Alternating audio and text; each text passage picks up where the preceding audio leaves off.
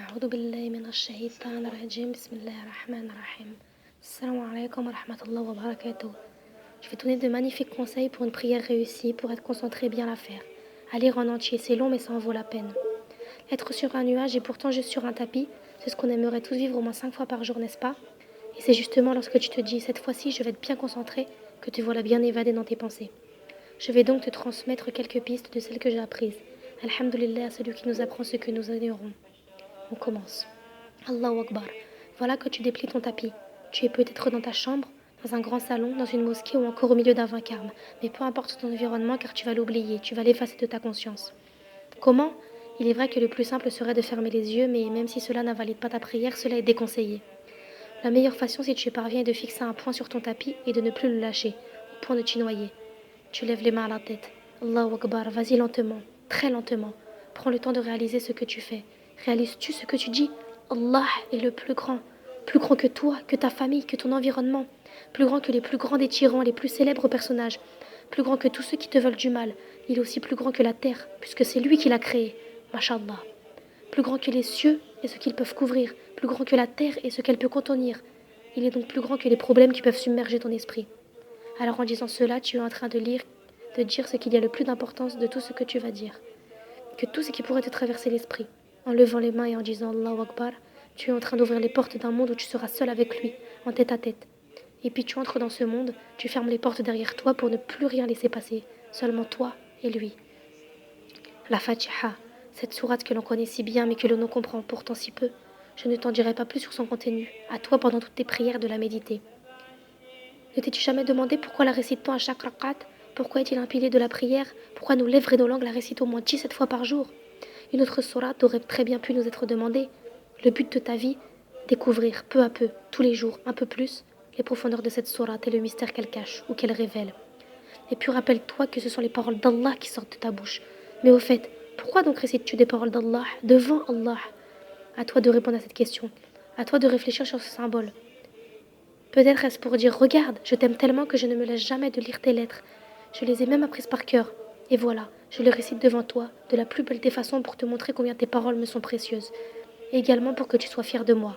Dans tous les cas, applique-toi bien. Ta langue mérite-t-elle de prononcer de si belles et divines paroles? Ta langue est-elle si pure? La moindre des choses est donc d'en prendre bien soin. Et gare à toi de les écorcher. Quelle honte devant lui. C'est honteux. Et puis tu récites un verset, deux ou plus. Tu peux même réciter une longue sourate pour faire bonne impression. Sache que chaque lettre est une hasanet et chaque hasanet en vaut 10. Et qu'Allah est le miséricordieux. Plus tu prends du plaisir, plus il est satisfait. Plus tu l'aimes, plus il t'aime. Plus tu te rapproches de lui, plus il vient vers toi. Surtout, prends le temps de peser chaque mot qui sort de ta bouche. Qui sait, peut-être ce que tu dis te concerne directement. Les paroles d'Allah sont comme un océan. Plus tu sais nager, plus tu pénètres profond. Alors médite pendant ta récitation. Cherche la signification, réfléchis sur ce qu'il veut te montrer. Et si tu n'y arrives pas, que tu ne trouves pas, alors persiste encore et encore. C'est en tombant qu'on apprend à faire du vélo. Parfois tes récitations sont si longues et tes prosternations si courtes. Pourquoi donc? Ne sais-tu pas qu'alors que ton corps est incliné, tes péchés tombent de tes mains, de ton corps, de tes jambes? Incline-toi et laisse-les tomber. Débarrasse-toi de tes erreurs, de ces péchés qui te hantent. Profites-en. Tu les vois presque se matérialiser et tomber autour de toi. Tu as tellement envie de t'en débarrasser que tu ne veux plus te relever. Mais ne t'inquiète pas, ce qui t'attend dans la suite de cette prière est encore mieux. Lorsque tes jambes touchent le sol, que tes mains s'aplatissent à terre et que ton front est au plus près d'Allah, demande tout ce que tu veux, tout ce que tu espères, tout ce dont tu rêves. Il est là, face à toi, tu es là face à lui. Il t'écoute, tu n'as plus qu'à parler. Il veut t'offrir, tu n'as plus qu'à demander. Il te dit même, je ne me lasserai de répondre à mon serviteur tant qu'il ne se lassera pas de me demander. Il aime que tu lui demandes, alors vas-y. Demande pour ta mère, pour ton père, pour tes frères et sœurs. Demande pour celui ou celle qui est à ta droite en prière d'assemblée de Jama'a, et pour celui ou celle à ta gauche, et pour tous les musulmans. Demande pour nos morts qui ont fini le chemin d'ici-bas, comme tu aimerais que l'on demande pour toi lorsque tu auras fini, à ton tour, cette partie du chemin. Demande pour nos frères et sœurs en Palestine, demande pour nos orphelins et démunis désormais en Indonésie. Mais demandez, toujours demander. Tu ne voudrais quand même pas avoir l'air d'un pur consommateur devant Allah? Alors ouvre ton cœur et rappelle-toi ses qualités, sa grandeur, ses bienfaits sur toi, sa création et remercie-le. Glorifie-le. Montre-lui combien tu l'aimes et combien tu veux te rapprocher de lui. Remercie-le simplement de pouvoir mettre ton front à terre et d'avoir cette sensation. Combien de personnes assises pleurent leur incapacité à ne pouvoir poser leur front à terre pour lui, près de lui. Le plus beau des conseils de notre prophète Mohammed alayhi salatu wassalam sur cette prière est celui-là. Prie la prière d'adieu. Oui. Imagine lorsque tu dis Allahu Akbar en entamant ta prière, que ce sera la dernière. Lors de ton dernier sujoud, que celui-ci est vraiment le dernier de cette vie. Réalises-tu? Le dernier. Attention, avant de te relever, qu'aimerais-tu lui dire de plus? Qu'aimerais-tu lui demander de plus? Que tu l'aimes? Que tu veux être interdit de l'enfer?